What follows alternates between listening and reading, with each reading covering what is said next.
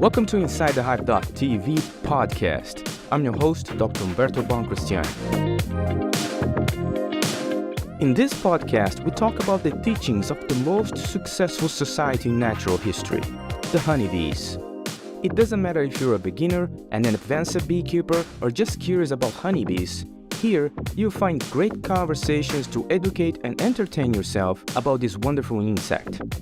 From honeybee biology to how to make money with honeybees, you won't miss anything here. Inside the Hive.tv podcast is brought to you by our fans on Patreon. On Patreon, you can access all episodes before anybody else and exclusive content, like behind-the-scenes videos, live streams, and more. If you want to learn more about honeybees and help me to make more content about honeybees to everybody, please visit patreon.com/InsideTheHiveTV and join our community.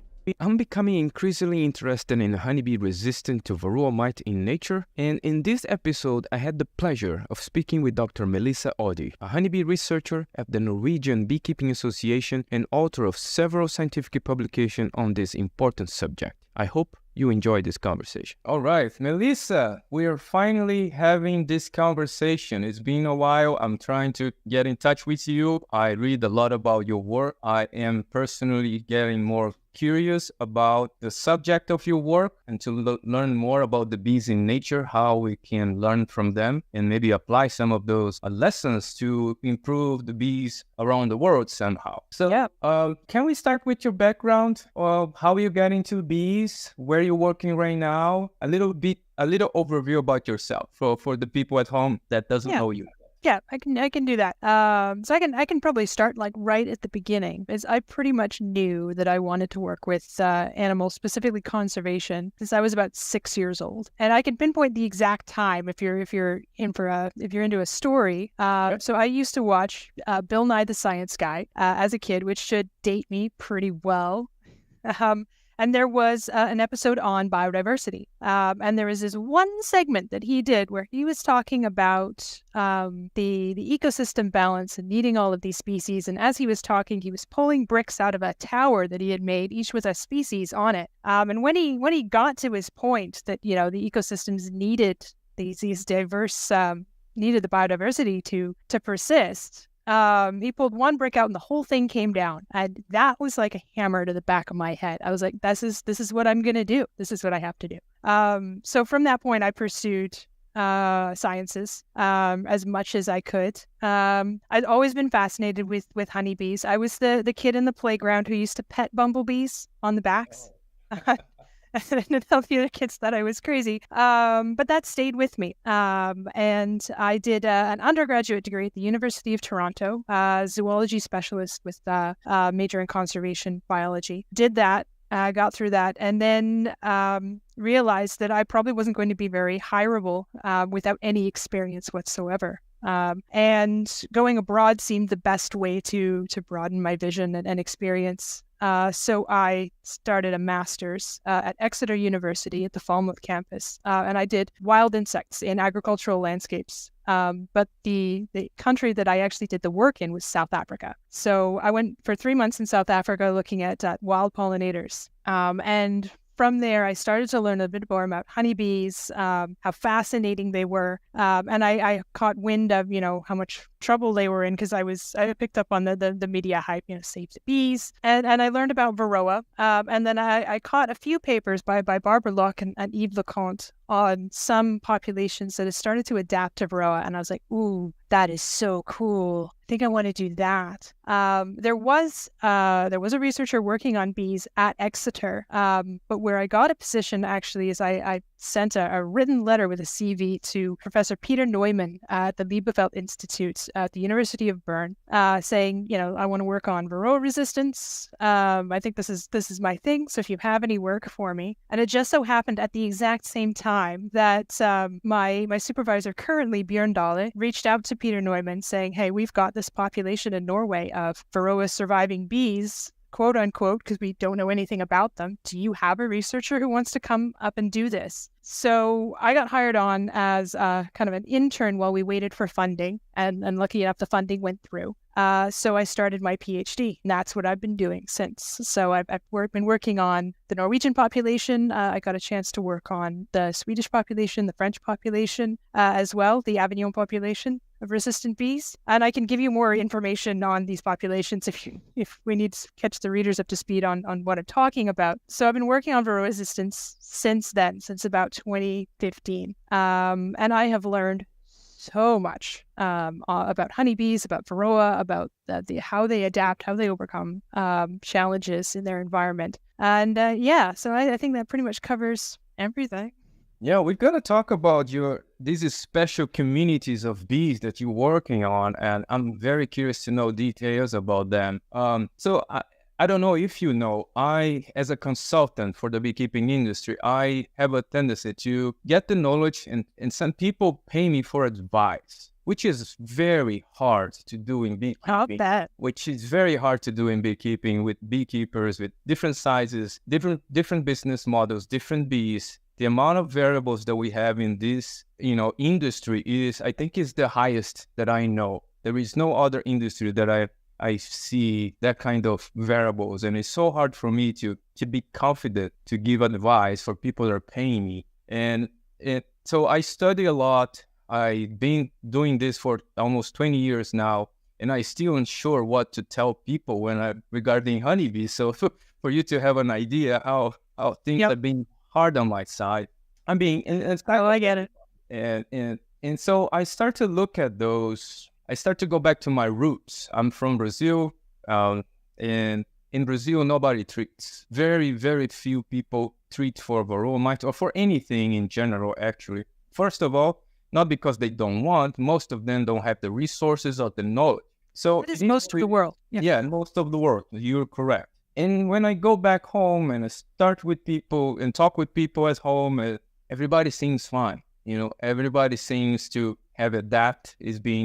There is stories in the past that, things got bad with the introduction of Varroa. Things, people lost profits and situations changed for a while.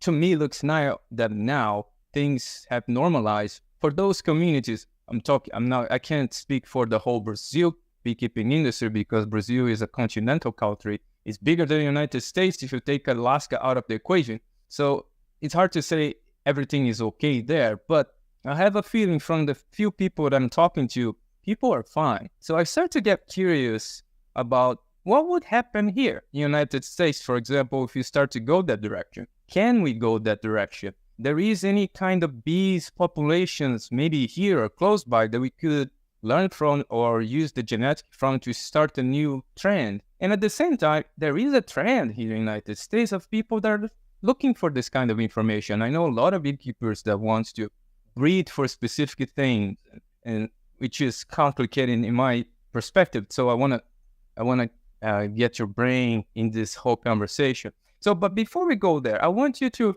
tell me, why study honeybees population surviving Varroa mite naturally? So you engage at that. From my perspective, I want to learn what are those traits and maybe bring them to the systems that we have in place. But today, I don't know if I believe this is possible. So I want your take on that.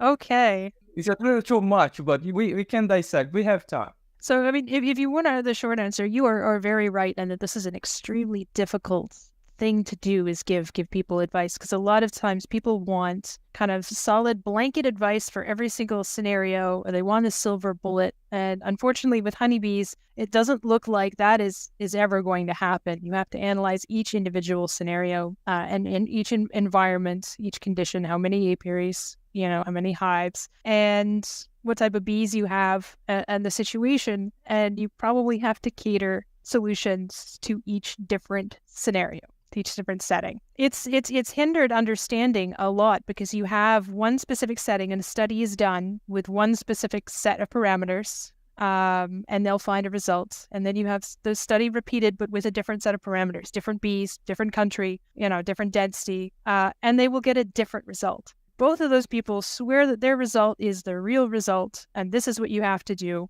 But neither of them are wrong. They're both right. It's just they are right under specific conditions. the way I approach science, the way I approach what I do and how I find answers and how I interact with other people who also have answers goes back to a really cool story. I'm not exactly sure which culture in India, but it's an Indian folktale. Do you mind if I tell it? Because I think this is going to be fundamental for my perspective and how I communicate, what I'm talking about. So it's called The Seven Blind Men. And I think in North America, we'd probably know it as The Seven Blind Mice, because it was covered on a show, again, way back in my past, called Reading Rainbow. And it goes like this. So there are 7 blind mice, and they live around a water hole where life is easy. And one day, something new shows up to their place. And the first mouse goes out to explore, figure out what it is, and comes back and says, "Oh, it's a giant pillar." And the mice were like, "Okay, this is weird." So the next day, another mouse goes out to investigate and comes back and says, "It's a snake. We need to get out of here." But it was completely different from what the first mouse had found. So third day, the third mouse goes out. It's like, "Oh, it's just a piece of rope.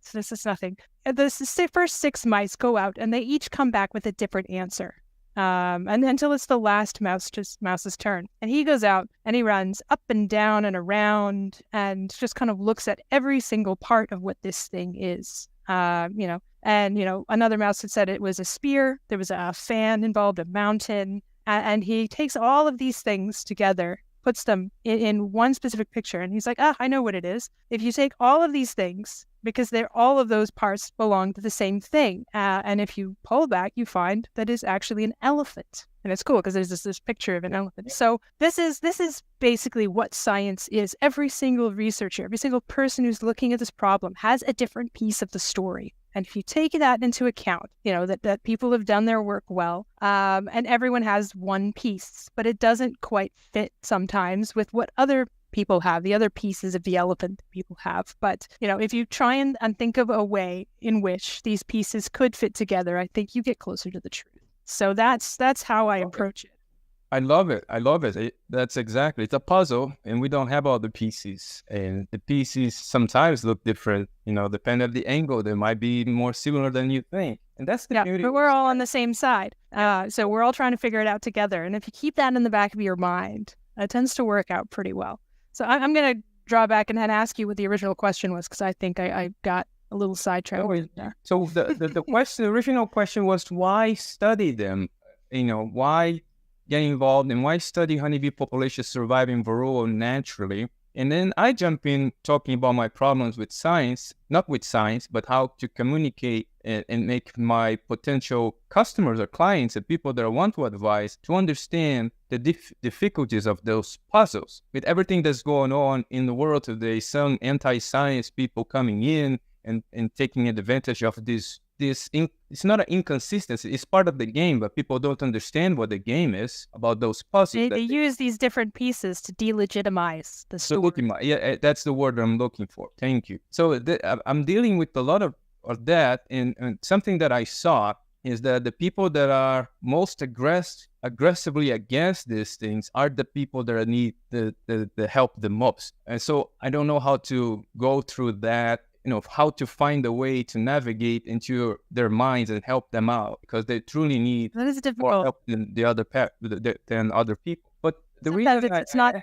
I would say sometimes it's not an issue of good science. Sometimes it's a social issue. Yes, communication is just as important as solid science. Yes, but that's then the question comes: why study those surviving Varroa mite naturally? How those pieces of the puzzle could help the people in the beekeeping community, for example?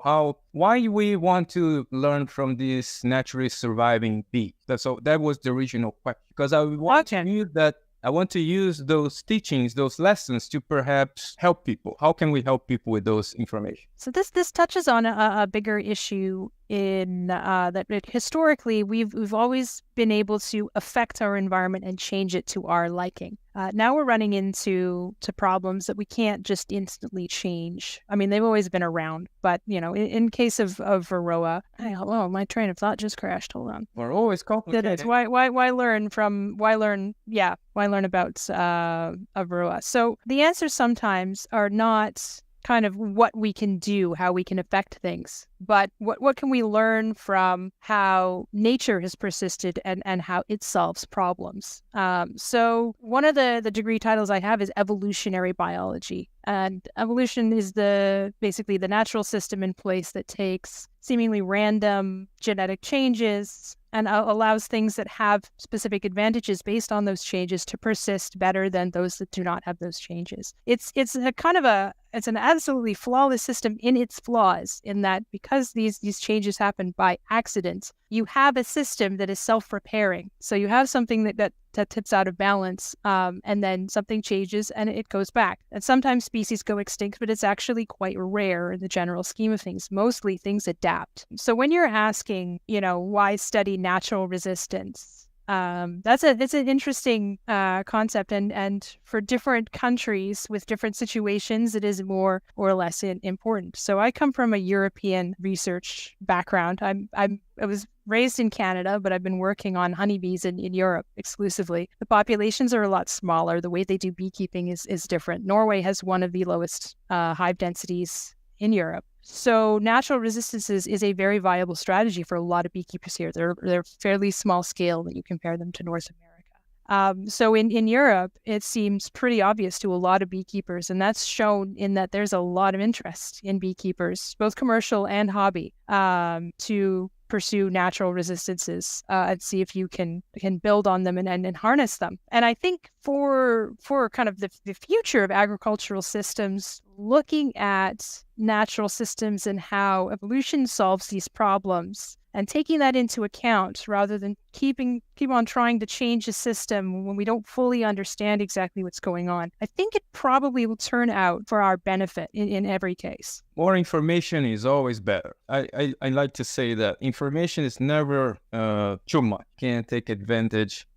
Maybe we're asking the wrong questions sometimes, and then times correct us. So the way I see you touch base in something very important here. Yeah, the beekeeping in Europe is very different from the beekeeping here in North America. So perhaps I am biased to find information that I can immediately use to help beekeepers that are in a breach of, collapse, and lose their operations, and there is a lot of consequences on that. People are going to lose their livelihood. People are desperate. Yeah. People are desperate. And there's as I understand, there's not a lot of assistance that the government offers in those cases. Well, yeah, that's I would say it's American way. I would say the government is not helping too much because it's part of the culture too to have perhaps a small government, and people taking care of things in different ways. I'm not criticizing America at all. Actually, if you people at home know, I'm a big fan of America. Since that's why I moved here. My nickname in Brazil was American Boy, so I think that says a lot. But not criticizing, but we need to face some truths here. The system might be reaching the edge. There are people collapsing. I have calls. I have people that come to me all the time and asking for help, and I can clearly see this. Some people have no return. The bees are in a situation that will die. There is nothing we can do about it, and it's very sad. I think perhaps the question is what can we do to make it better so we don't have those constantly failures, gigantic failures, because when you reach that kind of size, I'm talking about beekeepers. I don't know in Europe, but the average here is people that I work with is 3,000 hives or more, 5, 10, sometimes 60,000 per beekeeper. So it is a different beekeeping, and the amount of work that I need to do to start be able to give some advice is humongous. I need to study the environment. I need to study the bees. I need to talk with the crew. I need to talk with the beekeeper, the master beekeeper. I need to understand the different philosophies. I need to test the water here. I need to see if people understand honeybee health and biology in certain levels. When I grab all those information, then I start to, okay, let's put this plan and test it. Because my mojo here in this channel is always the same. We need to test for your need. Everything we're doing here is for your needs because all the variables that we just talked about. So my bias is all of that. How can I use new information to bring to my system and help my people? And I'm having a lot of trouble to help more people and expand my help. But when I look those publications, for example, publications like yours, I start to see a pathway which might be better for the system here, but I'm gonna need it's gonna be a learning curve because a lot of things gonna need to change. And the beekeeper gonna need to understand at the end of this game, he's probably not gonna get as much money when the things are running well, but it's gonna be more consistent. And he's not going to be in those high risk of completely failure and lose everything. So that's my convincing part now to the beekeepers here in North America that changes might not be a bad idea if he wants, to have more security, I would say. So that's why I'm looking to these projects, what can we learn from the bees in nature? How can we use this information? So that's why I start talking with people like you that is dedicating your life to that. Basically, your PhD is in these populations. What can you tell me about those populations? What can you see when you go to these populations that never saw treatments against Varroa? And I know you compare with other populations. What kind of genetic traits or behavior you're able to see in those populations that make them, be more less sensitive to Varroa infestation? Well, that's a really good segue into the papers that we want to talk about, because the Norwegian population that I had the privilege of studying is quite unique, or was quite unique in the body of scientific literature that I was familiar with, because it was the first stock that was published on in the scientific community that was commercially viable, so that the beekeeper actually used it for honey production. They were big colonies, really gentle by European standards. They produced competitive levels of honey for the regions, and they were extraordinarily gentle. So I got to work these bees myself. They are very nice. They sit still on the comb. There's no fuss. They're not flighty. They're good to be moved because they do the heather trek in Norway. So they have raspberry, which is the primary flow for honey production, and then in August they ship them up to heather and get that flow as well. So they displayed some really interesting traits. So I recorded the bottom boards first when I started this research, and they were consistently low. And I did a study which isn't technically published yet, but when looking at the levels of Varroa, I basically counted mites every single week. So there was no day the colonies were without a bottom board. And I had these control colonies from a population that was regularly treated. And these Norwegian bees basically stayed at around 5 to 10 mites a day for pretty much the whole season. Like the line was just almost flat, and then it was back to 5 a day, which seems pretty high for non-resistant colonies. But these guys, they could do it, and they seemed pretty fine with those levels. Whereas the control colonies just kind of had that really signature exponential growth curve in Varroa. And I actually had to stop the experiment early and treat them because I was afraid it was going to happen to them if I let it go like that. So that's the evidence I have. And they've done this consistently. They have consistently lower Varroa reproductive rates when the behavior is switched on, so when they're actually applying pressure to the Varroa. And those traits, the SMR, suppressed mite reproduction, so the lower reproductive rates in Varroa, that was consistent in Sweden, in France, and in this Norwegian population. So they all had this SMR trait. And we had to figure out exactly what was going on.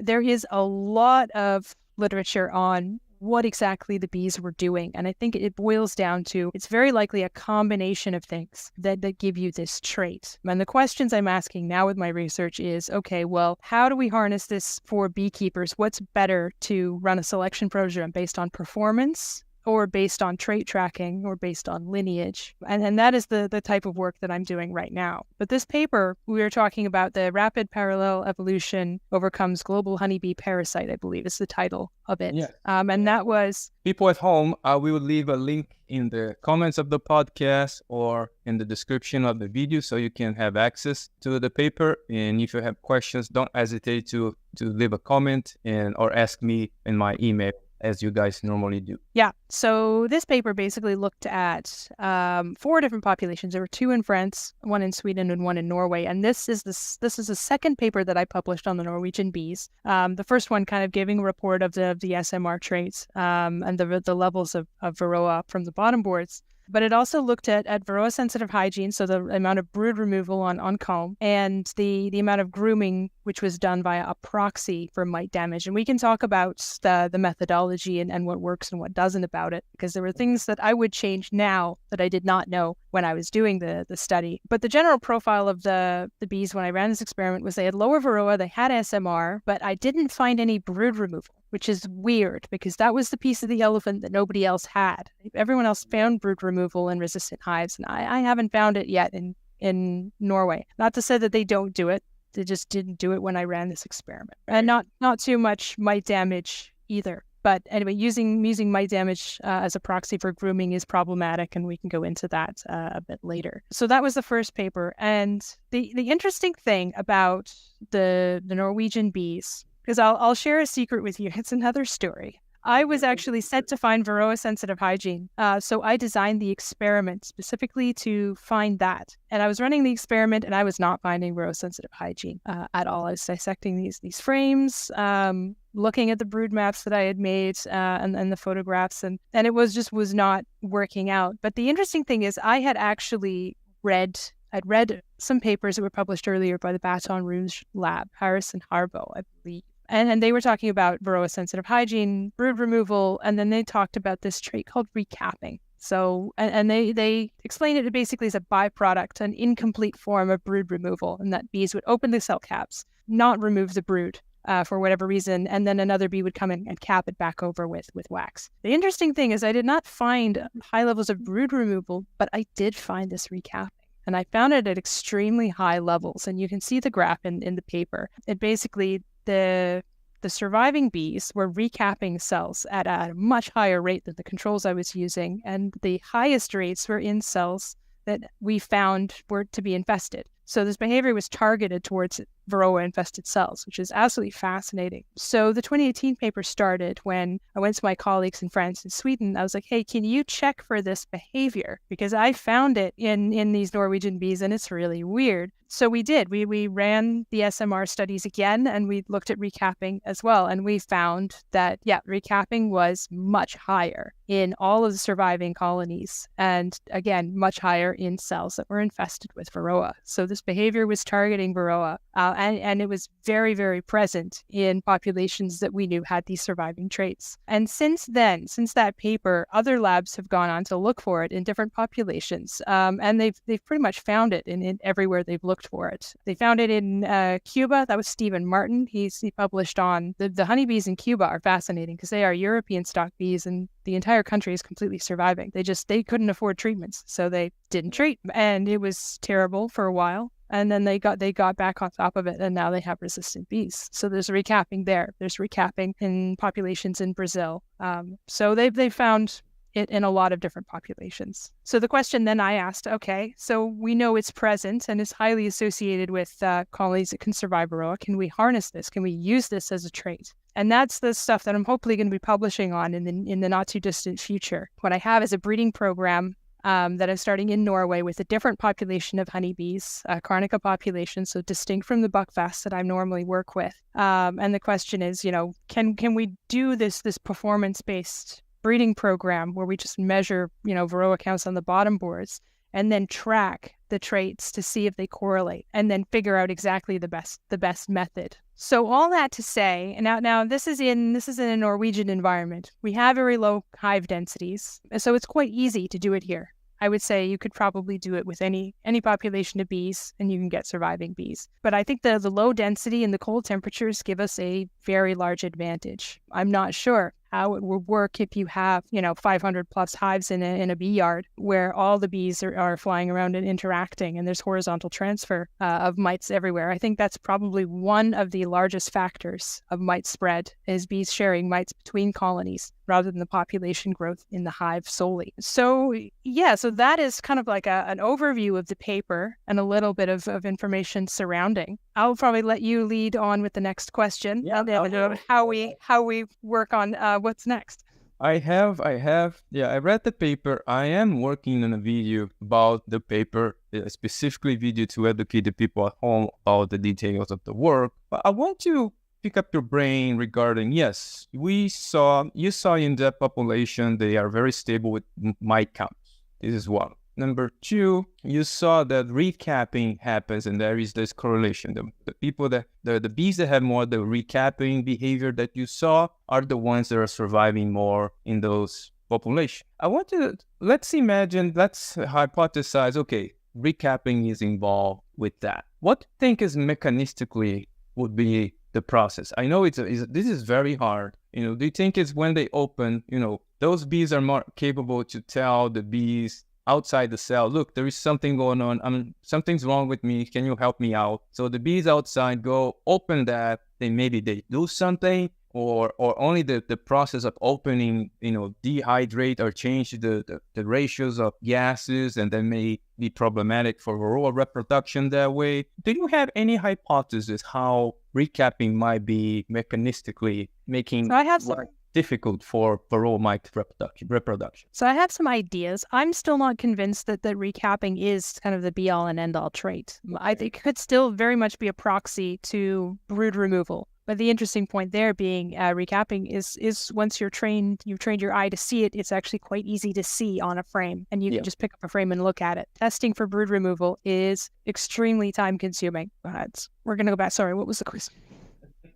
I've got 100 thoughts a minute in my head here. So don't worry, I will edit all those moments. Don't worry. So the question, I'm trying to see if you have some hypothesis about how recapping would influence the Varroa reproduction. That was it. Yeah. Right.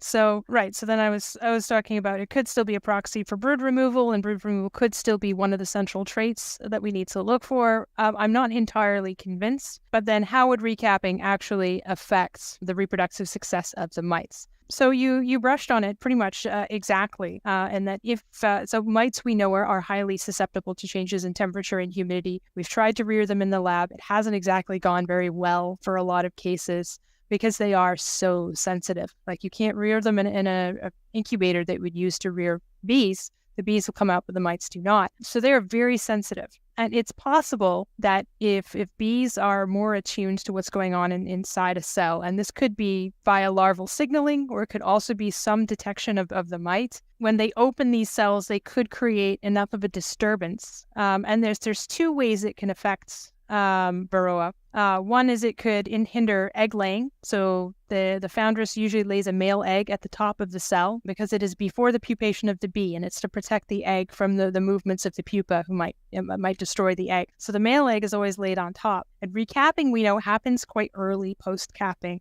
So the bees will start recapping a cell quite early, sometimes before pupation, sometimes after. And it could be that every time they open the cell, it could scare the mite enough that she abandons the attempt to egg lay and goes back and hides. And now the timing is also very important for Varroa as well. They have to lay those eggs at specific times, because if they lay them late, there's a chance that the mites might not mature fast enough to actually escape when the bee emerges. They might be too young, and then they die in the cell. So that's one way it could reduce reproductive success. And we actually have noticed the offspring count is lower kind of for across the board for all offspring in colonies like the Norwegians, the Swedish, and the French populations. So reason two is to how it could affect the reproductive success of Varroa, and that is mating. So the Varroa mate inside the cell. And if the cell is opened and enough of a disturbance is caused, it could actually hinder mating. So it could delay mating or stop mating altogether, in which case you would have mature foundresses that haven't been mated properly and therefore will have a reduced reproductive success in the next generation. And how you would test for that is you would probably do some sort of sperm count in the males from surviving bees, and then take control. I have not done that yet. I don't actually have the equipment at Norby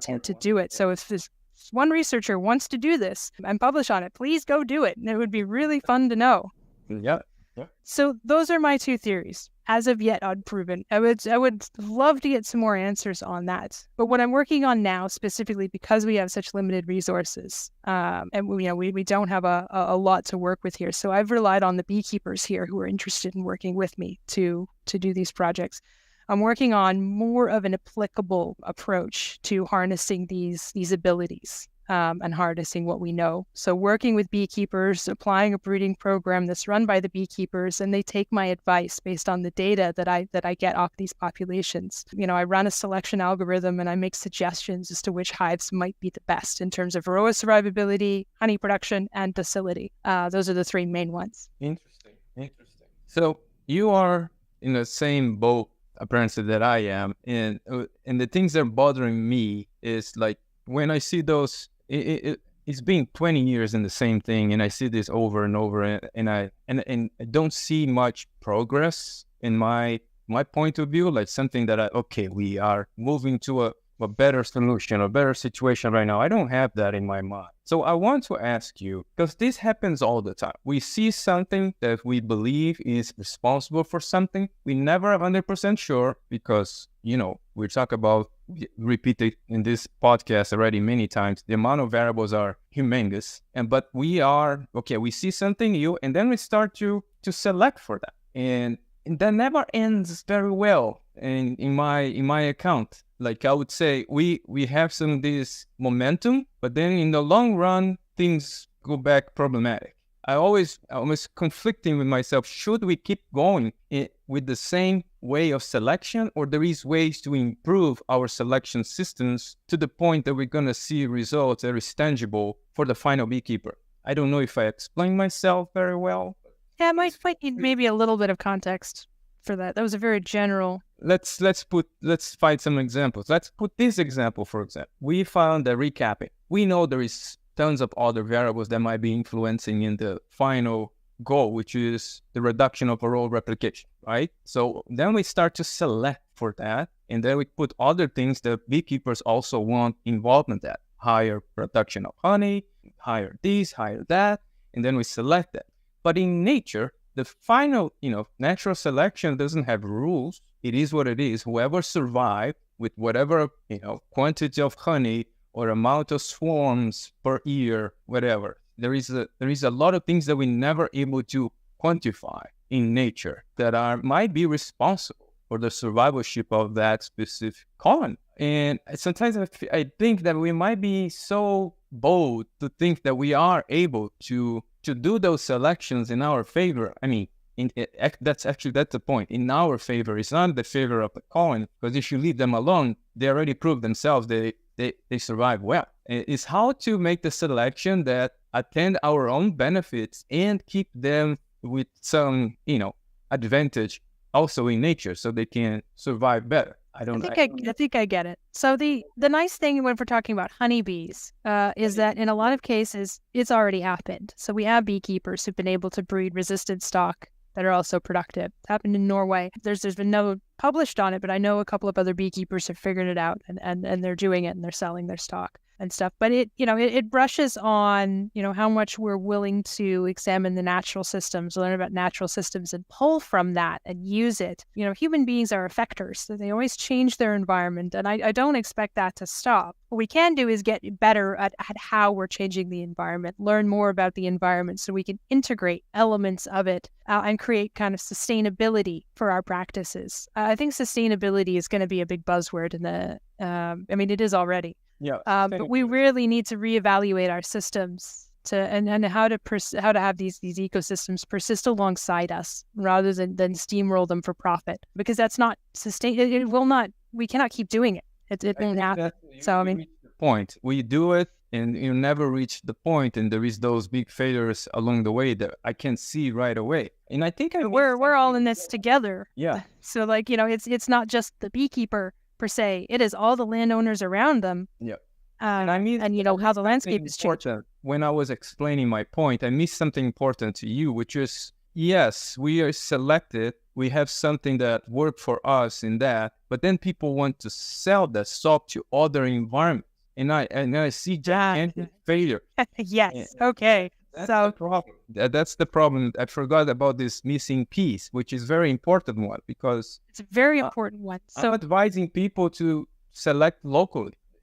Exactly. Bring something from far away, different, selected, in a different environment, completely different.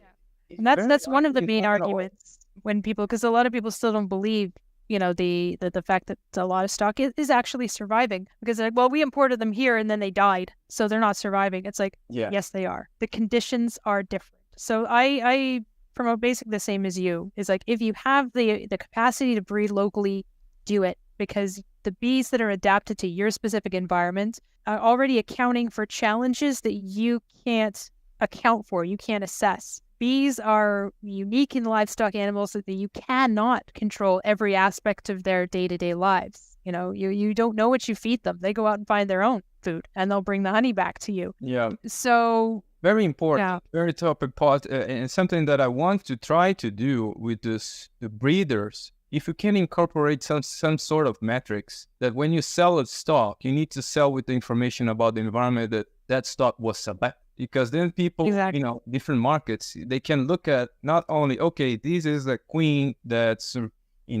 is for mites, but if you bring them more information with that queen, so that was selected in this kind of woods with this kind of, humidity all over the year, if you have this more, more data, maybe people are going to start to buy those stocks for other reasons. And it's going to start to work in different places because, okay, for my environment, I need to get that breeder from that place that is very likely to my environment. And then I'm going to have higher chances for that selection, whatever selection happened over there, to work on my operation. So that's something. In addition, the other piece of advice I would give to beekeepers is, once you have this surviving stock, whether you buy it or breed it, you have to keep selecting. This is not, you can talk about fixed traits and dynamic traits, but the thing is, all traits are dynamic. All traits are changing. And the bees, basically selection for the bees is going to happen for the bees unless you act upon it. You apply pressure to the system and bring the traits back to what you want. So, when you have this stock, you need to keep selecting for the best queens. And I strongly encourage, if you have the capacity, to breed your own queens. So, Melissa, do you see any other traits on those hives, on those colonies, in those populations? We talk about, recapping. There is more traits that you saw or that could be involved also in the interference with Varroa replication?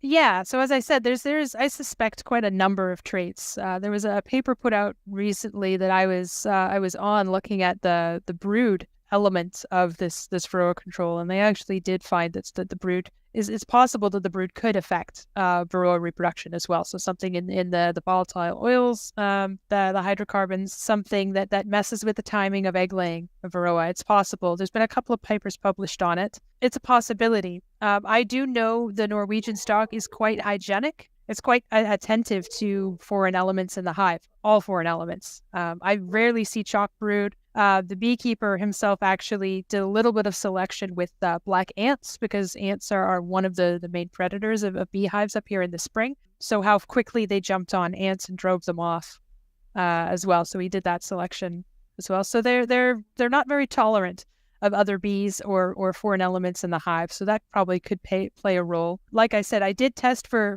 grooming, but the problem with using damaged mites as a proxy is it's not very reliable.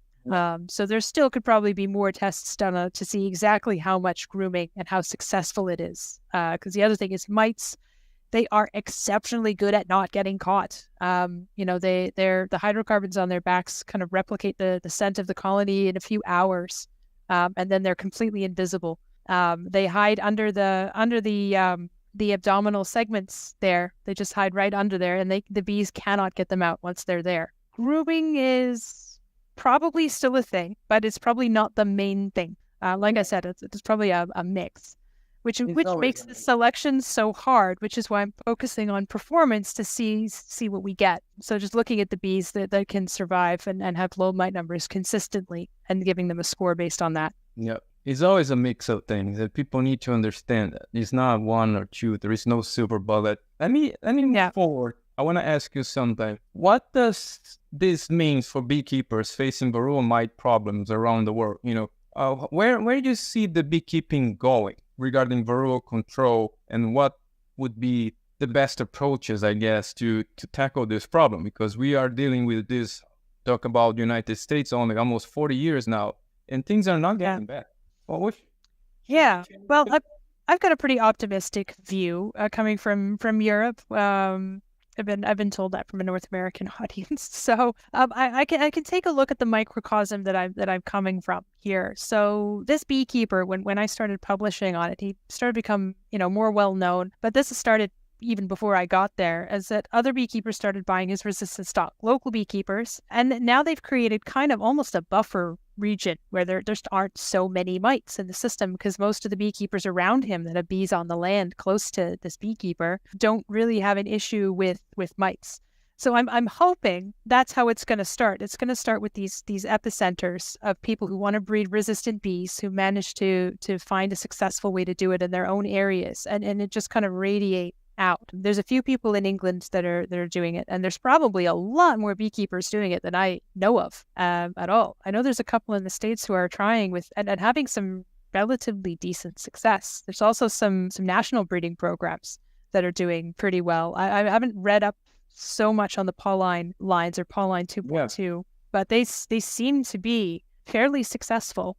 So eventually, we're gonna solve it as human beings. This is what we do. We solve problems. We have to learn from the systems, and we have to improve our techniques. And I think we need to hang on to sustainability, because that's going to be a very important factor. And I think eventually, one day, Varroa isn't going to be a very large problem. One day. I believe that's true. But the question, I think, to me is how to get there with the minimal suffering from everybody involved. That's the question. That's the question. That's the question. So, I mean, from my experience, my part of the elephant, start small. If you got a massive operation, don't try and change all your stock at one time. Start with a bee yard. Start with a few colonies in your backyard. Run tests, do experiments, read everything, and then make up your own mind about stuff.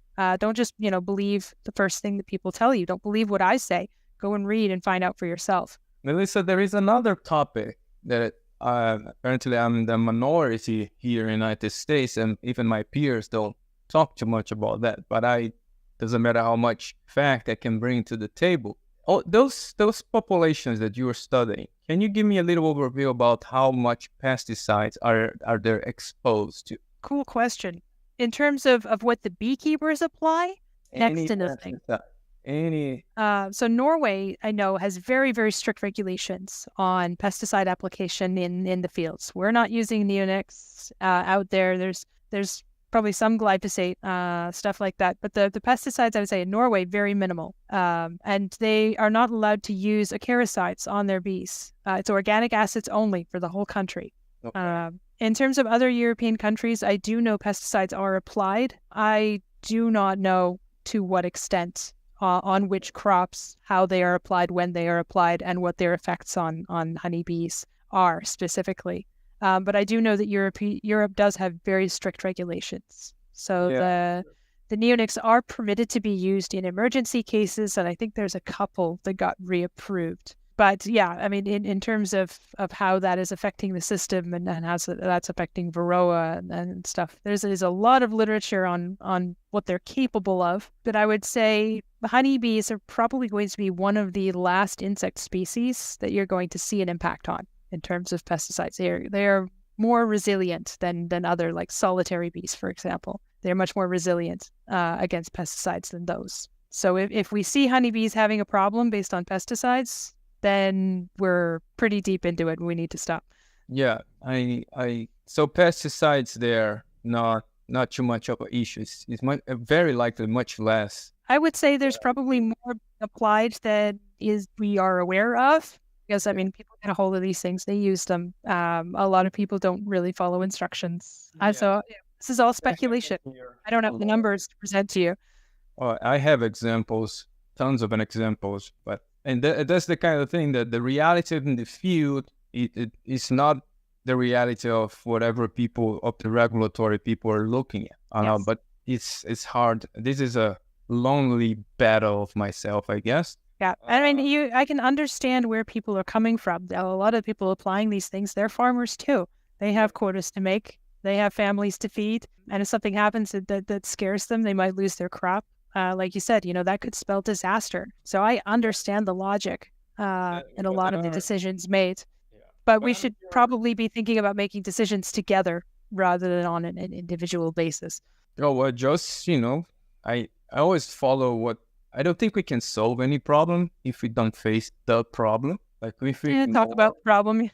If we ignore a problem or pretend the problem doesn't exist, we're never going to solve a problem. So that's always my point. We're going after the truth. So if pesticides are involved, we need to know. We cannot just... They are definitely involved. They are definitely involved. I can't prove it, demonstrate it, but not only that, but there is procedures, there are people, different hands, there is a lot of variables. Yeah.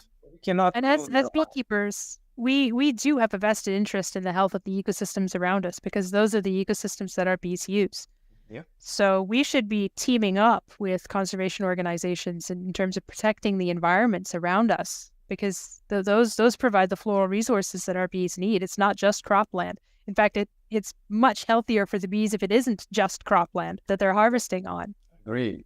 Yeah. So I like it. I like your view. We need to work together, all those organizations, and don't close our eyes for the problem. Otherwise, we can't solve any problem. Melissa, I want to ask you a final question. Where people can find your work? Well, how can they find Okay, right. So I've got profiles on a couple of websites. I am on LinkedIn, but I don't often update that with my scientific research. Where you can find my papers is a site called ResearchGate. And you can probably post a link to that. I can give you my profile link as well if you'd like. And then also Google Scholar. So if you just type in Google Scholar into the Google search bar and then hit the first hit, and then you type in my name, it'll bring up a profile for me. You click on that and it should give you pretty much everything that I've been an author on so far. So you can read everything I've published. And if you encounter a paper that is paywalled, I don't think I have very many, but I think there is a couple. And then paywall happens when the authors themselves can't afford the astronomical publication fees that these journals like to charge. So they lock it behind, so they make the public pay. If you come across an article that you would like to read that is paywalled, do send me an email because I can send it to you for free. Yeah, and you can even, I think in ResearchGate, you can make it available to everybody there too. As long as it's not paywalled, there's some legal. I think they got into legal trouble with that as well. But you can request the article from the author, and the author is legally allowed to share the article with anyone who emails them personally. That is allowed. We will leave a link of all those things we're talking about here in the podcast notes or in the description of the video, so you guys can contact Dr. Melissa by email or whatever social media platform you want to start communication with her to know more about her work. Melissa, I want to thank you very much for your time. Was a great conversation. I learned a lot. Thank you very much for inviting me. It's fun to talk to a North American audience about see what's happening all over the world regarding Varroa. I'm interested much more and more about this. Let the bees take care of Varroa themselves. So I will keep updating the people with. I'm probably gonna publish 1 or 2 videos about your work, then these podcasts. So yeah, we're gonna be talking about your work a lot. Happy to help. Yeah, you can always reach out to me. This is I can talk bees all day. All right. Do you have any other message to people at home? Hang in there. It will get better. Okay. We got to keep trying. Very positive. Okay, good. Melissa, thank you very much for your time. And you guys, thank you guys for listening to the podcast and to watch the video. It's always a pleasure to have you here. Let me know if you have any questions and comments. Leave in the comment section below or send me an email at contact@insidethehive.tv. And I will try my best to answer those comments and questions. And until there, see you guys in the next one. InsideTheHive.tv, the show about bees. See you guys next week. Bye-bye. InsideTheHive.tv podcast is brought to you by our fans on Patreon. On Patreon, you can access all episodes before anybody else and exclusive content, like behind-the-scenes videos, live streams, and more. If you want to learn more about honeybees and help me to make more content about honeybees to everybody, please visit patreon.com/InsideTheHive.tv and join our community.